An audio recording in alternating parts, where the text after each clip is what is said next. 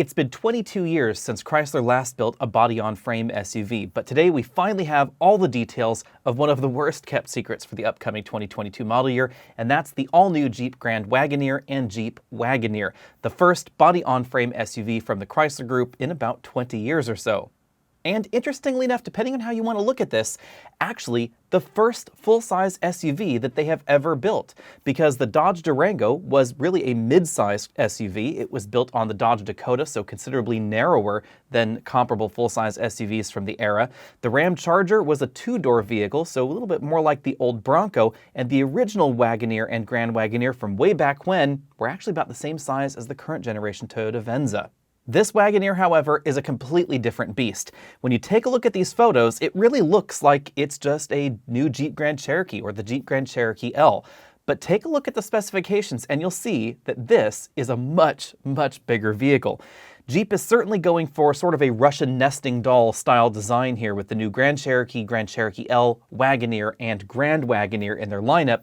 But this is bigger than a Tahoe, an Escalade, or a Yukon. It's 214.7 inches long, making it about 5 inches longer than the Yukon Denali or the Escalade, the two vehicles that obviously Jeep is seriously focusing on. One of the interesting things about this new Wagoneer and Grand Wagoneer is that it doesn't really look like they're focusing on the base model Expedition, or honestly, the base model Tahoe either, because all versions of the Wagoneer and Grand Wagoneer look an awful lot more premium than the base GM or Ford SUVs. But we'll get on to that in a moment. If you were hoping that the Grand Wagoneer would be a longer version of the Wagoneer, then you will be disappointed. Instead, the Grand Wagoneer simply means fancier Wagoneer. So they have the same exterior length, 214.7 inches long, and the same wheelbase, which is about 2 inches longer than the new Yukon and Tahoe.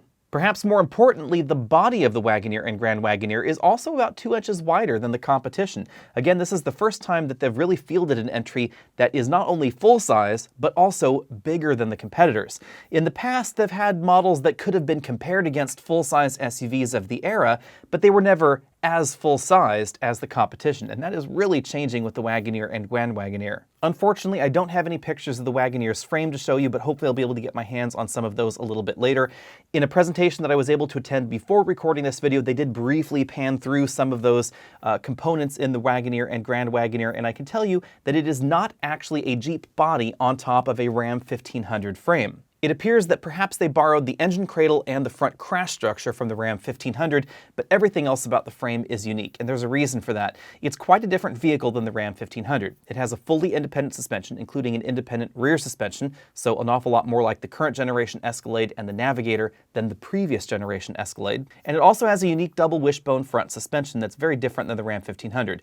An air suspension is available, and it will be standard on the Grand Wagoneer. Again, remember that the Grand Wagoneer is the fancier Wagoneer, not the longer or bigger Wagoneer. Thanks to the body-on-frame design, towing will peak out at 10,000 pounds, so class-leading in terms of towing capability, and it won't matter which engine you get. There are going to be two engines available, a 5.7-liter Hemi and a 6.4-liter Hemi under the hood. The 5.7 is the next generation of the e-Torque Hemi engine that we will likely find in the Ram pickup truck line at some point. It produces 392 horsepower and 404 pound-feet of torque. There are logically some exhaust system differences between this new Wagoneer and the Ram 1500, and that's why the power figures aren't quite the same. If you get the Grand Wagoneer, then we get a 6.4-liter engine. It's essentially the 392 SRT engine from the rest of the product line, but tuned slightly differently for use in this SUV. It'll produce 471 horsepower and 455 pound-feet of torque. That's down about 15 horsepower from its peak across the lineup. According to Jeep, that will be good enough to get the Grand Wagoneer from 0 to 60 in under 6 seconds, which should make it the fastest entry in this segment, besting the Lincoln Navigator and the Cadillac Escalade. Of course, the rumor mill tells us that the Escalade might be getting a supercharged V8 at some point in the future, but logically, if you can fit the 6.4-liter Hemi under this hood, then clearly Jeep could stuff in the Hellcat engine and have a 700 horsepower Grand Wagoneer at some later date if they really wanted to. Obviously, Jeep has not commented about any future engines in the Wagoneer and Grand Wagoneer, but we do know that both will be mated to a standard 8-speed automatic transmission, and you have a choice of a variety of different four-wheel drive systems. As you would expect in a Jeep, there are a variety of different transfer cases available with low ratio modes and limited slip rear differentials as well. But interestingly, this is not going to be a trail-rated vehicle. You'll notice that not every vehicle in Jeep's lineup is trail-rated. Most of them up till this point could be trail-rated if they wanted to be, but this one will not have that particular option, mainly because of its size. 215 inches long is a pretty long vehicle.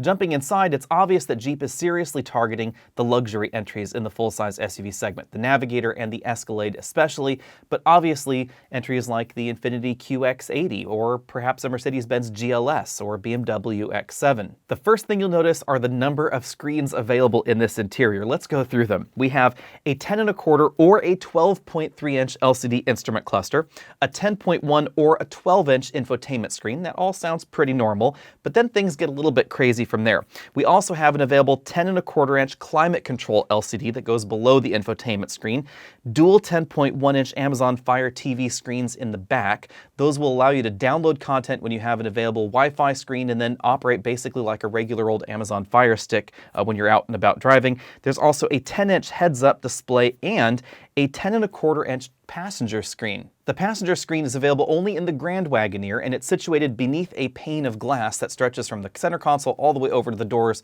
to give it a really clean look. It's not visible from the driver's side. It basically has some shutters in there so that way the driver cannot actually see the screen, so the passenger can play movies, they can connect an HDMI device there, they can control the 360-degree camera system, the nav system, and a bunch of other features right from their display in the center console. If that wasn't enough, there's another 10.25-inch screen in the back that controls the 4-zone climate control system that's available in the Grand Wagoneer as well. Although Jeep has not arranged their screens in a large tableau around the driver like we see in the Escalade, the sheer number of screens and the screen real estate in terms of square inches of screen definitely exceeds what we see in the Caddy.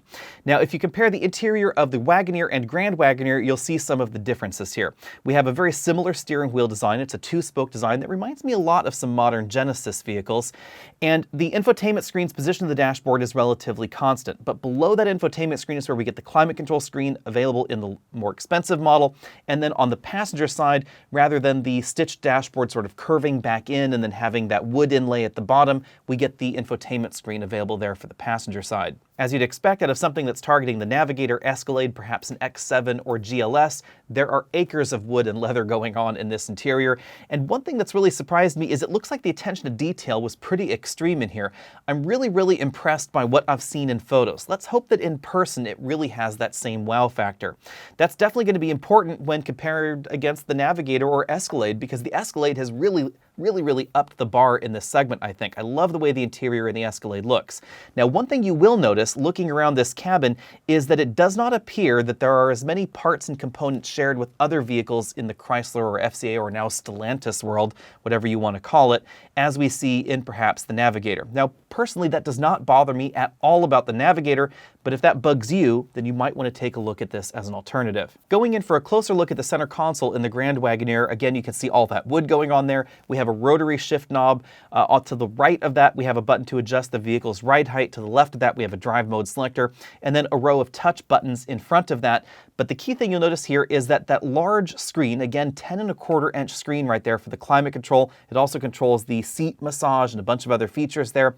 It lifts out of the way, so it articulates and it moves out of the way so that way you can access the wireless charging mat and a whole bunch of USB ports there. There's even an HDMI port for the passenger screen, so that passenger can play Netflix or whatever they want to off their smartphone, and USB ports for the rear screen, so that front passenger can plug something in for the rear folks to be using on their media interfaces. Above that, we have a row of physical toggles. We have the infotainment and navigation system. They're two different sizes there. Again, the larger one is going to be the 12-inch display, and then some more touch buttons for more direct access to things like seat heating, seat ventilation, and it looks like seat massage as well.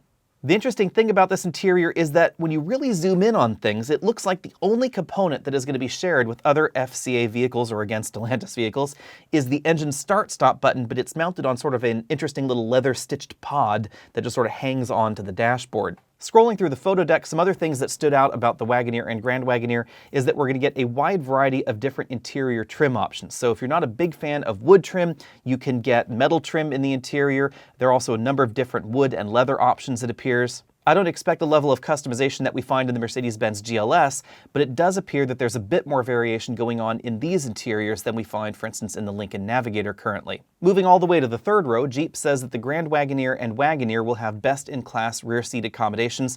It does look like legroom is leading in this category, so above what we find in the Escalade, but there is no long wheelbase version of the Wagoneer or Grand Wagoneer at the moment.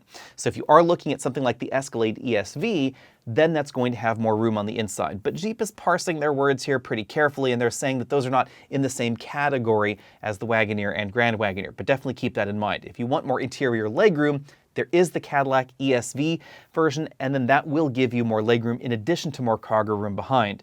Cargo room is best in class as well, but again, not as big as the long wheelbase version of the Navigator or the long wheelbase Escalade. Fortunately, Jeep has provided pricing information, so let's whiz through that really quickly here. The base model, which is going to be the Wagoneer Series 1 in 4x2, late availability, that's not going to be available right away, is going to be $57,995, so basically $58,000. And then there's a whopping $2,000 destination charge on top of that, making the base price really $60,000. So that is going to be a bit more than most of the competition. If you want four-wheel drive, it looks like things are going to get considerably more expensive. At the moment, it does not look like you can get four-wheel drive on that Wagoneer Series 1. You'll need a Wagoneer Series 2. That's going to be $71,000, $73,000 after destination.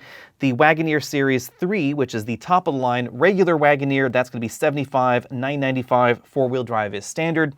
On the Grand Wagoneer, the 6.4-liter V8 and four-wheel drive become standard along with a whole bunch of other accessory content. That's essentially going to be $87,000. $89,000 after destination.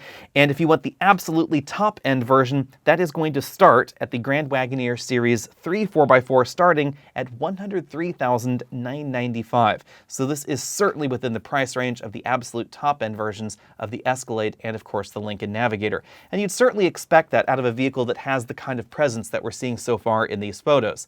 On the outside, it looks like a nested doll version of the Grand Cherokee L. I have to say that in the first presentation, where they were actually doing a live presentation from Auburn Hills, Michigan, when people were walking around, it didn't really look like it was that big. But then when people started walking back towards the Grand Wagoneer and Wagoneer, you realize, oh my, that is a big SUV. And then on the inside, we have an opulent vibe that I think really exceeds what we see currently in the Lincoln Navigator.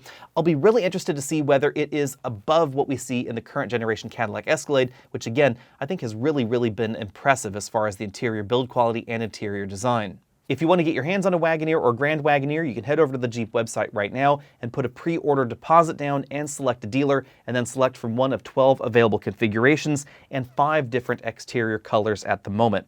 The key thing to know is that if you put a pre-order down, you cannot pre-order the absolute base version. You'll be able to pre-order the Wagoneer Series 2 Standard 4x2. That will start at $67,995, so significantly more than the absolute base version of the Wagoneer, which I expect is not going to be terribly popular. So if you really are interested in the absolute base version of the Wagoneer, you're probably going to want to reach out to your Jeep dealer and try and have them order one when it is available for order, or set one aside if they have already ordered some of their own. I don't expect too many Jeep dealers are going to be ordering that absolute base model. Most of the ones you'll find are that Wagoneer Series 2 or more expensive. If you want to go all out, you'll also be able to pre-order the Grand Wagoneer Series 3 Premium. That's a really long name there, and that will set you back just under $110,000 before tax, but after destination. Now, if you're interested in the available hands-free Level 2 system, you might want to pump the brakes for a little bit, because that will not be available in the first model year of the Wagoneer, Grand Wagoneer, or the Jeep Grand Cherokee L. That system will be available in all 3 of those Jeep models, but at a later date. So you may need to wait till the 2023 model year vehicle or till 2022 calendar year. It's not going to be pre-orderable on these vehicles. So it seems that Jeep is going about this a little bit differently than we see in the Ford lineup, where they're tossing the hardware onto the vehicle, the software's not ready yet, and then you'll buy the software later. With these vehicles, you have to be prepared to buy that when you buy the vehicle. Be sure and let me know what you think about all that down there in the comment section below, and do you think it was a wise choice for Jeep to make these vehicles look so similar? I'm really going to be interested to see what the new Grand Cherokee looks like, because we've seen the 3-row Grand Cherokee, the Grand Cherokee L. There's going to be a shorter 2-row version of that coming at some point soon. And then there's the Wagoneer and Grand Wagoneer, which are 10 inches longer than the Jeep Grand Cherokee L and considerably wider as well. Again, body-on-frame vehicles, The Grand Cherokee and Grand Cherokee L are unibody vehicles, so quite different in terms of construction. If you haven't already done so, be sure to hit that subscribe button down there at the bottom of your screen. Hopefully I will be driving one of these just as soon as possible. I will probably be driving that new Jeep Grand Cherokee L before the beginning of summer. So be sure and stay tuned for that. Hit that subscribe button. Find me over at facebook.com/AlexNautos. Make sure all of your notifications are enabled. I know a lot of folks have commented those notifications are not enabled, so hit that bell icon down there. Make sure that is turned on. And then head over to the merch store at AOAmerch.com. I'll see all of you later.